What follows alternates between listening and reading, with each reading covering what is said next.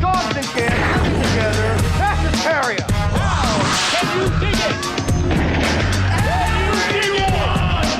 Can you dig it?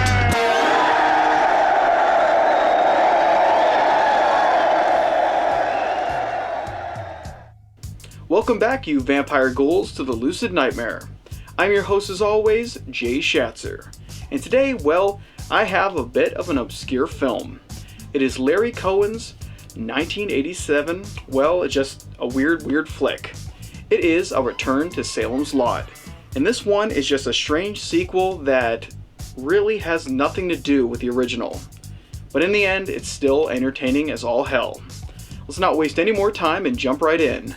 Here is A Return to Salem's Lot. A Return to Salem's Lot is a truly wild sequel to a rather classic horror entry.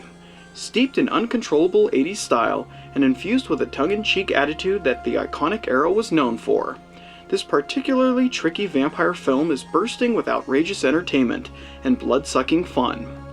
Marching to its own beat, A Return to Salem's Lot may be a huge departure from the original 1979 TV movie, but it is one that still manages to surprise and in the most madcap of ways.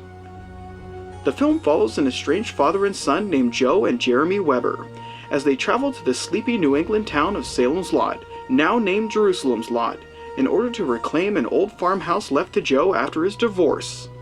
Once there, things begin to get strange, as the townsfolk turn out to be blood-sucking vampires, and they're determined to have Joe Weber write their memoirs. Defiant to the last, Joe teams with a Nazi hunter named Dr. Van Meer, and they both go on a two-man vampire-killing romp, destroying every undead creature in their path. Michael Moriarty takes on the dutiful role of Joe Weber, a vacationing writer who finds himself surrounded by deadly vampiric ghouls. Armed with a quick wit and wooden stake, Moriarty truly steals the show. He's brash, sometimes dim-witted, but always entertaining, as he belts one-liners like they're going out of style, and frequently goes overboard in the acting department.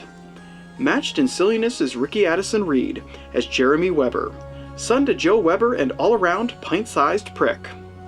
Exceptionally smartass and tremendously blunt, Reed churns up the oddness of this horror production and delivers some of the most outstandingly hilarious quips this side of an 80s comedy.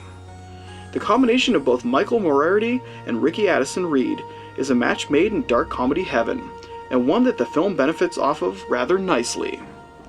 Let's also not forget the memorable performance of Samuel Fuller as Dr. Van Meer, the Nazi killer turned vampire hunter.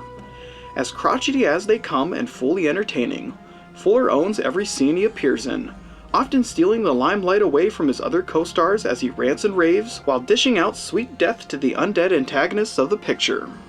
Simply put, his appearance in the film is cinematic obscure gold. As far as horror movie oddities are concerned, A Return to Salem's Lot is up there with the best of them. Pulling a total 180 when it comes to the feel and tone of its predecessor, the production opts to bring a more dark, comedic tone to the story, one that simply delights in off-the-wall sights blended with gory delights. It's messy, maniacal, and above all sensationally mesmerizing, and if that sounds like something you get a kick out of, then give this one a view. It may not be as classy as the original 1979 TV film, but what it lacks in restraint more than makes up for it in its strange delivery and unhinged presence. To put it plain and simple, A Return to Salem's Lot is batshit crazy. And there you have it, ladies and gents. That is the obscure cinematic oddity, A Return to Salem's Lot. Just unusual to say the least. It's like some kind of weird, twisted comedy.